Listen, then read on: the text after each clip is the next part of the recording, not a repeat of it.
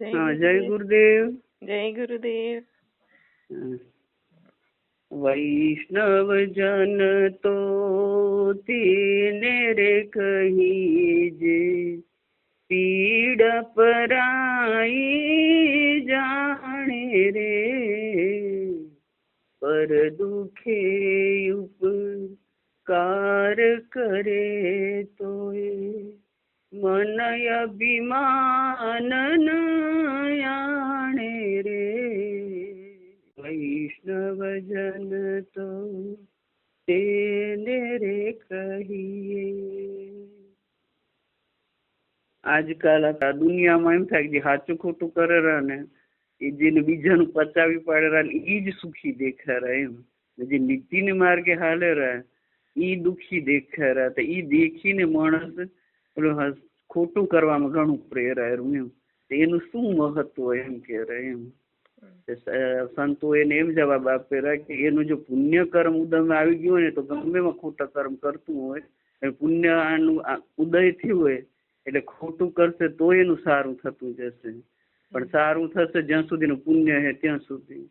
જે પુણ્ય એનું ખતમ થશે એટલે પછી એનું પતન થનારું, જે ખોટું કરે એનું કદી સારું નથી થનારું. એ લખી રાખજો. એ સંતોએ કીધું ને શાસ્ત્રએ કીધું ને ઋષિ મુનિએ કીધું ને આપણે જે વેદ શાસ્ત્ર ગુરુના મુખે જ્યાં આપણે તેમ જ લખેલું હતું કે ખોટું કરે એનું કદી સારું નથી થતું. પણ માણસ થોડા દિવસનું જુએ કે ખોટું કરે રહે તો જલસા કરે રહ્યા, મોટા મોટા બંગલામાં રહે રહ્યા, મોટી મોટી ગાડીઓમાં ફરે રહ્યા ને મોટી મોટી પ્રોપર્ટી લે રહ્યા ને આપણે નીતિને માર્ગે હાલી રહ્યા તો આપણે કઈ કરી નથી શકતા એમ.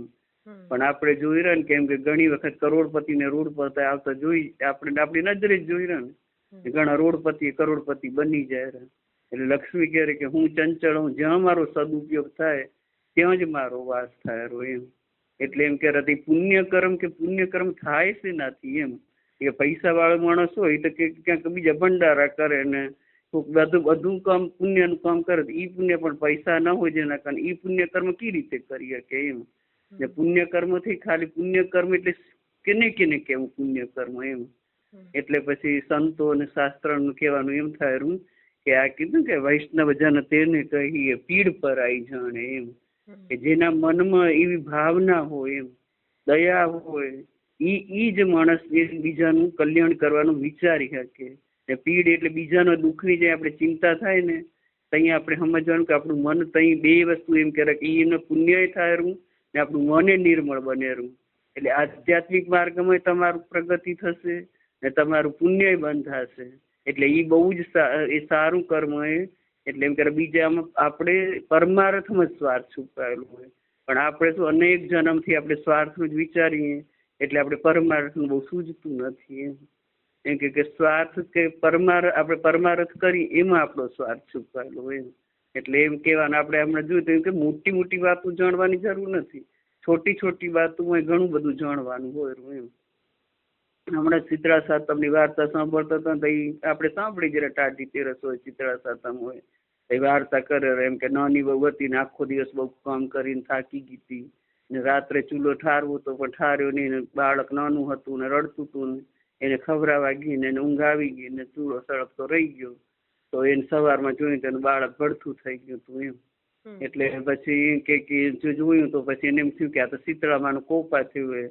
એટલે બિચારી સુંડલામાં નાખી સવારે ચાલી કે ગમે એમ કરીને મારે એનો પશ્ચાતાપ કરવો પડશે, શીતળામાને શરણે જવું તો મારું બાળક સાજું થાય. આ શીતળામાનો કોપ થયો એમ. પણ એ રસ્તામાં જતી હતી તલાવડી મળ્યું ને બધી બે દેરાણી જેઠાણી મળી અને ઘણા બધા કે મારો પ્રશ્ન પૂછતા આવજો, મારો પ્રશ્ન પૂછતા આવજો એમ. એ ભલે હું જવું તરી મારા કામ હારું, તો મને તો કાં તમારે અલગ તો જવું નથી, તમારા પ્રશ્ન પૂછી લેશે એમાં શું વાંધો હોય એમ. એટલે આમાં બે વસ્તુ જાણવા મળે કે જાણે કે અજાણે કરેલું કર્મ કેને છોડતું નથી. ન કે એના દેરાણી કે વહુના મનમાં એવું નહોતું કે ચૂલો ન ટારું, એ અજાણતો રહી ગયો હતો. પણ અજાણતા જો થઈ જશે કોઈ કર્મ આપણે સજા દીધા વગર નહીં રહે. એટલે એ એક વાત સમજી લેવાની કે કર્મ કરી તો 100 વાર વિચારીને કરવાનું. જો વિચાર્યા પછી કર્મ કર્યા પછી એને ભોગવવું જ પડે. જાણીને કરી કે અજાણે કરી. એટલે કર્મ કરવામાં બહુ આપણે સચેત રહેવું ખપે. જે પછી કર્મ ઉદયમાં આવેલું તો એમ થયું કે આપણે નીતિથી હાલીને તો આપણા પર કેમ દુઃખ આવેલું. પણ આ તો અનેક જન્મ કર્મનો ઉદય જે થાય ને તો અહીંયા મનુષ્ય જન્મ આપણે મળેલો ને મનુષ્ય જન્મ એ બધા પાપ અને પુણ્ય કર્મ ની ભોગવવા માટે જ આપણે મળેલું. કારણ કે આગલા જન્મમાં જે આપણે ઋણના બંધનથી બંધ કર્યા હતા, જે ઋણ કર્યા હતા, એ ઋણ ચૂકવવા માટે આ જન્મ આપણે આવી રહ્યા ચૂકવવા માટે. એટલે એક એક કર્મ કરી તો 100 વાર વિચાર કરવાનો, કરેલું કર્મ આપણે ભોગવવું જ પડશે. એટલે દેરાણી પછી બાળકને નાખી જાય તો એમ કહીને ગમે એ કીધું તો એમાં બે વસ્તુ કે પરમાર્થનું કામ કર્યું તો એ બધાને પૂછ્યું તો માતાજી એમ કીધું મારા માથામાં તમારું માથું સાફ કરી દે, સાફ કરી દીધું. બે તલાવડીનું પૂછ્યું, પછી બધા દેરાણી જેઠાણીના જે પ્રશ્ન હતા એ બધા એને પૂછ્યા, તો પછી બાળક એનું સજીવન થઈ ગયું. આપણે જાણ્યું કે પરમાર્થ એને બીજાને કર્યો, બીજા માટે સારું વિચાર્યું તો પોતાનું મન પવિત્ર થયું ને એનું કામ એ થયું. ને જેઠાણી પછી એને દેખાદેખી કરે રહી તો એને ક્યાં કે એનો સ્વાર્થ હતો, એનામાં સ્વાર્થ હતો, એનું ક્યાં કામ થાય. એટલે એક તો આપણે સમજીને કાર્ય કરવાનું ને એક પરોપકારમાં જ આપણો ઉપકાર એ સમજીને કરવાનું. એટલે એમ કરે પુણ્ય કર્મ શેનાથી થાય તો પરમાર્થમાં જ આપણો સ્વાર્થ છુપાયેલું હોય. તો એક એનામાં આપણે દયા આવેરી તો આપણું મન નિર્મળ બનેરું ને પછી એક આપણું પુણ્ય કર્મ બનેરું.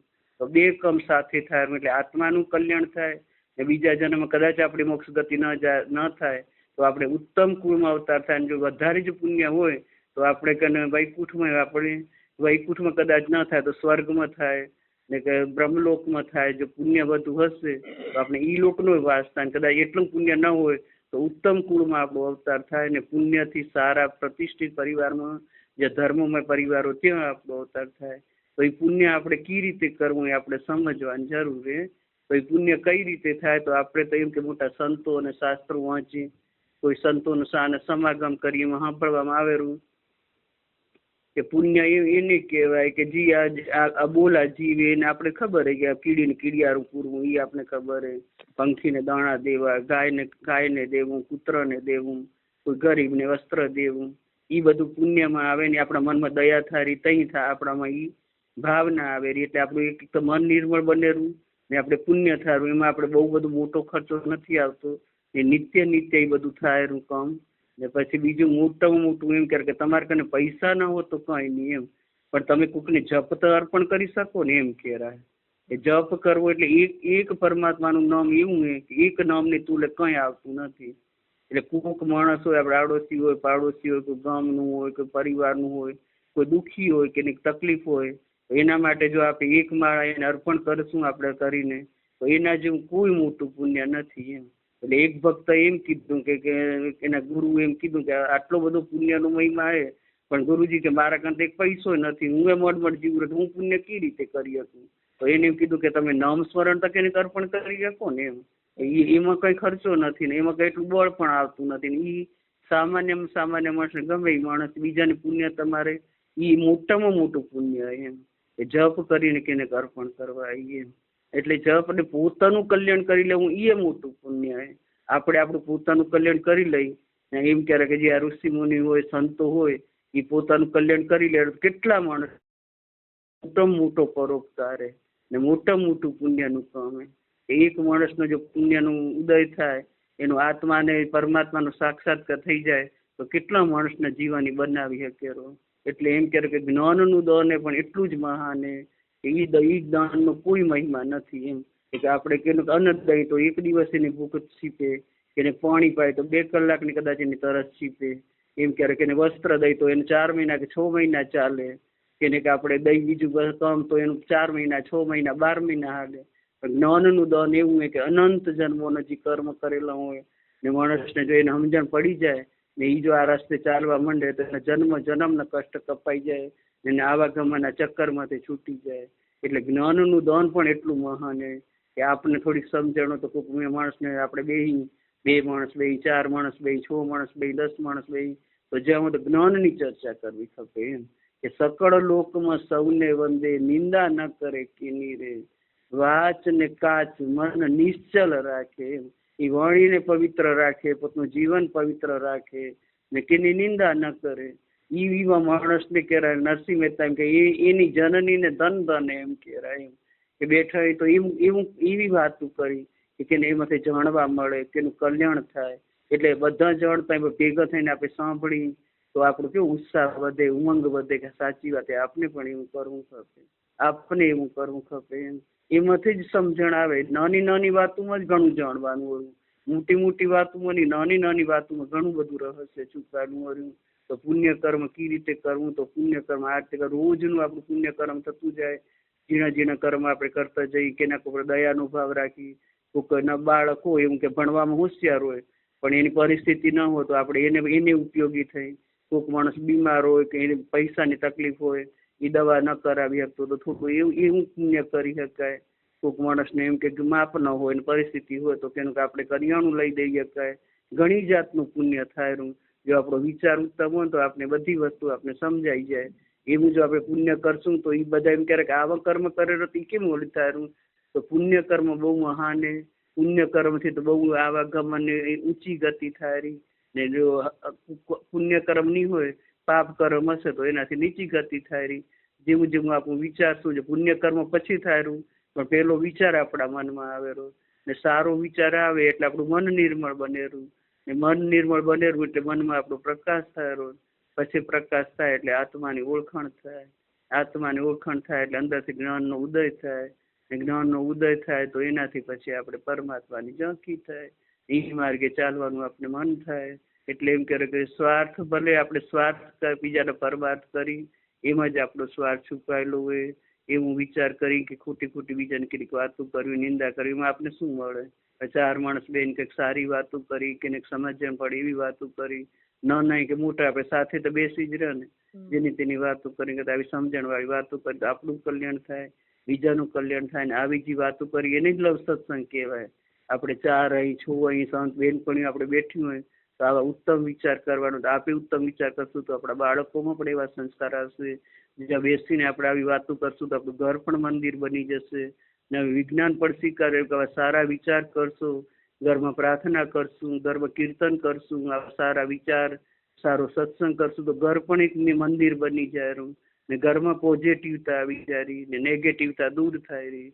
એટલે સારા વિચાર કરવાના, સારા કર્મ કરવાનું, સારું જીવન જીવવાનું, એમાં જ આપણો સ્વાર્થ છે ને એમાં જ આપણું પુણ્ય કર્મ છુપાયેલું છે. ને પુણ્ય કર્મથી જ બધું સારું સારું થાય. એટલે જેનું પુણ્ય કર્મ ઉદય, ભલે પાપ કર્મ ઉદયમાં આવ્યું તો થોડા દિવસ એમ લાગે પણ સત્ય એ સત્ય જ રહીને રહેવું. એ સત્યનો જ એક દિવસ જય થાય કે સત્યમેવ જયતે. એ ખોટું નહીં કીધું હોય. જેને ખોટા કર્મ કરીને ઉપર ચડેલા પણ એક દિવસ એનું પતન થયા વગર નથી રહેતું. ને જે સત્યના માર્ગે ચાલેલું 4 દિવસ એને ઝાંખું લાગેલું પણ એક દિવસ હરુબર નિશ્ચય એનો જય થઈને જ રહેલું. કેમ કે આકાશને કોઈ ધૂળ ઉડાડે તો એનાથી કઈ ઝાંખું નથી થતું. આંધી આવે તો થોડા સમય માટે ઝાંખું લાગે પણ પાછું એ ઉજળું જ બની જાય ને. એ રીતે સત્યને ગમે એટલું માણસ ઢાંકવા કરે પણ એ ઢંકાતું નથી. એમ કહેવાય કે પાતાળ લોકમાં કરેલું પાપ એમ કે છાપરે ચડીને પોકારશે. ને તમે સારું કર્મ કર્યું હશે ભલે ને તમે ઘરમાં બેસીને કરશો, ક્યાંય નહીં કહો, ક્યાંય નહીં બોલો, પણ એ તમારું એક દિવસ ઉદયમાં આવશે. તમે કરેલું કર્મ કદી અફળ જવાનું નથી ને એ એક દિવસ તમને જરૂર તમારું જસ અપાવીને જ રહેશે. એટલે આપણે કીએ માર્ગે જમવું, આપણે પુણ્ય કર્મ કરવું હોય તો આપણે શું કરવું, તો આપણે જપ કરીને કોકને અર્પણ કરવાય મોટામાં મોટું પુણ્ય. એટલા માટે કીધું એ પરમાત્માનું નામ આપણે અર્પણ કરી રહી. પરમાત્માના નામ સમાન એનો કેટલો મહિમા હોય. એટલે આપણે કોઈ કેને દુઃખ જોઈ કે આપણે પીડા જોઈએ, આપણા પોતાના બાળકને થોડીક ઓછું સમજણ હોય, કોઈ પતિને કોઈ પરિવારમાં તકલીફ હોય તો આપણે કિનાક માટે જપ આપે અર્પણ કરશું ને મોટામાં મોટું પુણ્ય આપણે કરી રહી. એ થોડીક આપણે ઓછી સમજણ તો એ આપણે કરવાનું. એનાથી પુણ્ય કર્મ બહુ સરસ થાય. એનાથી બહુ ઉત્તમ ગતિ મળે રહી. એમાં જ આપણું કલ્યાણ છુપાયેલું હોય. તો સારું કર્મ કરતા જશું એમાં જ આપણું સારું થશે ને એમાં જ આપણું કલ્યાણ છુપાયેલું હોય. દિવસે દિવસે આ કળિયુગ પોતાનો બહુ ભરડો લેતો જાય રહ્યો તો આપણે એમાં આપણે જલ્દી આપણું કર્મ આપણે એમાંથી આપણું કલ્યાણ કરી લઈને આવા ગમનના ચક્કરમાં તે છૂટી જાય. એ જ આપણી મોટું આપણું એ ધ્યેય હોવું ખપે કે માણસ બધું કરી શકે પણ ધ્યેય હોવો ખપે. જો આપણે નક્કી ગમે તે કામ કરવું તો આપણે કે આજે આટલું મને કામ કરી લેવું તો ગમે એવું તો આપણે કરી શકીએ રહે. પણ આપણે ધ્યેય જો બનાવ્યું કે આ જન્મમાં જ મારું કલ્યાણ કરી લેવું હોય ને એવી હિંમત રાખીને જો આપણે નીકળી તો આપણું જરૂર કલ્યાણ થઈ જશે. ને પરમાત્મા જો આવું ધ્યેય હશે તો પરમાત્મા પણ આપણે અનુકૂળ થશે, ગુરુ પણ આપણે અનુકૂળ થશે ને આપણું આ જીવનમાં આપણું કલ્યાણ કરાવી દેશે. જય ગુરુદેવ. જય ગુરુદેવ.